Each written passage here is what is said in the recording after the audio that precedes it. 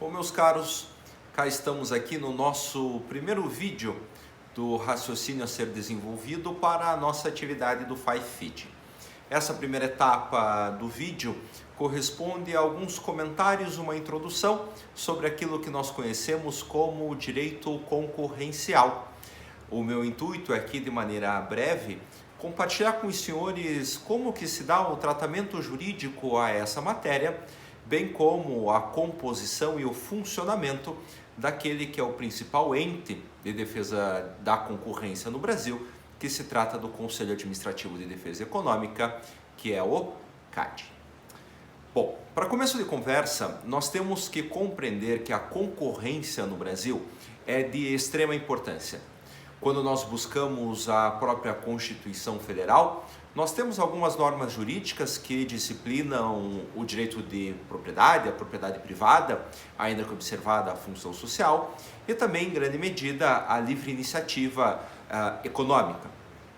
Quando eu falo da propriedade privada e da livre iniciativa econômica, nós podemos chegar à conclusão, e obviamente que nós estamos diante de um sistema jurídico capitalista, e aqui entende-se principalmente a liberdade dos agentes em tomar suas decisões e competir, principalmente pela preferência do consumidor. Diante deste contexto, é que a própria Constituição Federal, no artigo 170 e um de seus incisos, traz a proteção à concorrência como um dos principais itens que devem ser observados no tratamento jurídico das atividades econômicas. Então, a concorrência, a competição, não apenas é um mecanismo de mercado, como se trata também de um instrumento que tem proteção jurídica. Quando nós falamos dessa concorrência, da competição entre diferentes agentes econômicos por segmentos de mercado e pela preferência dos consumidores, há algumas leis infraconstitucionais que nos dão algumas linhas sobre a proteção aos empresários que querem competir licitamente no mercado. Um primeiro exemplo que nós teríamos está na própria Lei 9.279, que é a Lei de Propriedade Industrial. Essa Lei 9279, ela traz a figura da concorrência desleal. Então, quando algum empresário se utiliza indevidamente, por exemplo, da marca alheia, com o intuito de desviar clientela, estar-se-á diante dessa figura. Fora, é claro, podemos falar da própria responsabilidade civil, medidas inibitórias que se buscam a oposição perante o Poder Judiciário. Só que voltando para a Constituição Federal, além do artigo 170 e o seu inciso 4º, nós temos que ter atenção ao artigo 173, parágrafo 4º dessa Constituição. O artigo 173, parágrafo 4º, fala que a lei reprimirá o abuso do poder econômico, configurado pelo domínio de mercados, a eliminação da concorrência e também o aumento arbitrário dos lucros. Este artigo 173, parágrafo 4º, ele depende da ideia de que o principal beneficiário da concorrência no Brasil não é necessariamente os demais empresários ou um desses empresários, na verdade, pelo contrário. Os principais ou o principal beneficiário da concorrência é a própria coletividade. São os consumidores os beneficiários da concorrência, na medida em que quanto mais competição, menores preços e maior qualidade dos produtos e dos serviços que são disponibilizados no mercado. O contrário também é verdadeiro. Quanto menos concorrência, maior o preço de produtos e de serviços, assim como tecnicamente, há uma tendência a menor qualidade de produtos ou serviços. Desse modo, para além dessa figura da proteção da concorrência interpartes a ser provocada por aquele próprio empresário que se vê prejudicado por uma conduta alheia, existe a figura da proteção coletiva da concorrência. E essa é muito interessante, porque do ponto de vista de Estado e de proteção jurídica, nós temos que manter a concorrência entre diferentes empresários sob pena de a coletividade se ver prejudicada. E esse é o intuito que nós temos do 173, parágrafo 4º. A Constituição Federal, porém, não tem sequer espaço para trazer uma disciplina jurídica mais pormenorizada acerca deste raciocínio. Até porque nós voltamos para a esfera infraconstitucional e aqui temos a principal lei do nosso raciocínio, que é a Lei 12.529 de 2011. Repito, Lei 12.529 de 2011, que cria o Sistema Brasileiro de Defesa da Concorrência e traz as principais normas jurídicas de proteção a esse importante pressuposto constitucional. É interessante que essa Lei 2.529 de 2011, ela é relativamente recente e ela veio a suceder, a substituir uma lei de 1994, que já tinha o mesmo escopo que a Lei 8.884 de 94.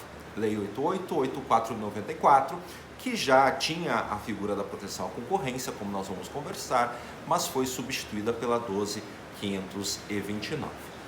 Essa 12.529, ao trazer o Sistema Brasileiro de Defesa da Concorrência, traz que é o principal ente de proteção a essa norma jurídica no Brasil, que é o Conselho Administrativo de Defesa Econômica, conhecido como CAD. Então, para fins de estudo, inclusive da nossa atividade do FAI-FID, nós conheceremos e debateremos um julgado do CAD, Conselho Administrativo de Defesa Econômica. O CAD trata-se de uma autarquia federal. É vinculada ao Ministério da Justiça e tem sede no Distrito Federal.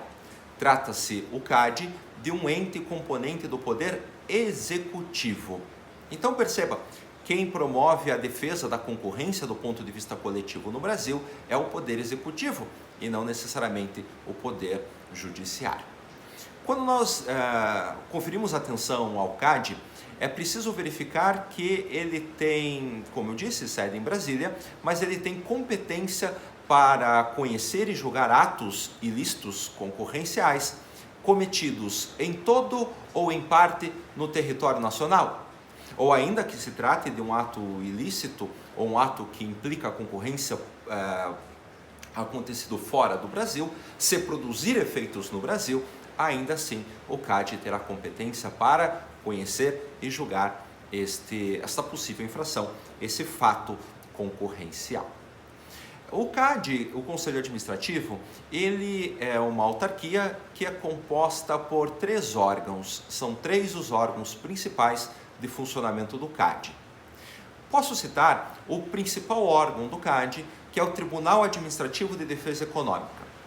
Então, a palavra final no que diz respeito a processos administrativos, no que tange à concorrência, assim como a imposição de penalidades, se dá por este Tribunal Administrativo. Tribunal Administrativo que é composto por 6 membros, 6 conselheiros, a partir de 30 anos de idade, com notório saber jurídico e ou econômico. São nomeados pelo Presidente da República com sabatina do Senado Federal. Para mandatos fixos de 4 anos, vedada a recondução imediata. No Tribunal Administrativo, para além desses 6 membros, nós temos um 7º, que é o presidente do Tribunal Administrativo, que principalmente organiza os trabalhos deste tribunal. Para além do Tribunal Administrativo, então, como já dito, é o principal órgão do CAD que toma as decisões definitivas, zela pela defesa da concorrência no Brasil, a própria Lei 12.529 traz a competência do Tribunal Administrativo. Nós temos 2 outros órgãos que são auxiliares, mas de extrema importância. Um deles é a Superintendência Geral do CAD, que é composto principalmente por um superintendente geral e 2 adjuntos, e compete à Superintendência Geral uma fiscalização do mercado e até mesmo os processos administrativos, inquéritos muitas vezes ou preparatórios de inquéritos, iniciam-se no CAD perante a Superintendência Geral.